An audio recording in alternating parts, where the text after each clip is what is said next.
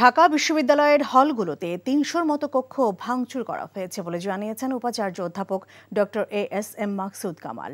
জানান, এসব কক্ষ সংস্কারের পর ক্যাম্পাস খুলে দেওয়া হবে।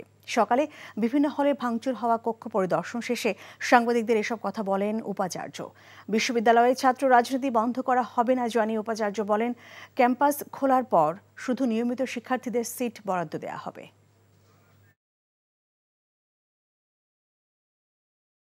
এখন জন্ম সনদ দিয়ে খোলো বিকাশ স্টুডেন্ট অ্যাকাউন্ট। নিজের বিকাশ নিজে কর। আকস্মিক ঘটনার মধ্যে এবং মুহূর্তের মধ্যে মারামারিটা শুরু হয়ে গেছে। সেই ক্ষেত্রে এই ধরনের মবকে কন্ট্রোল করা এবং সকলের হাতে যখন লাঠি, দ্রুত গতিতে সম্ভব আমরা রিকনস্ট্রাকশন রিপেয়ারের কাজগুলো আমরা করব এবং তারপরে আমরা বিশ্ববিদ্যালয় খোলার বিষয়ে আমরা সিদ্ধান্ত গ্রহণ করব। এখন জন্ম সনদ দিয়ে খোলো বিকাশ স্টুডেন্ট অ্যাকাউন্ট। নিজের বিকাশ নিজে কর।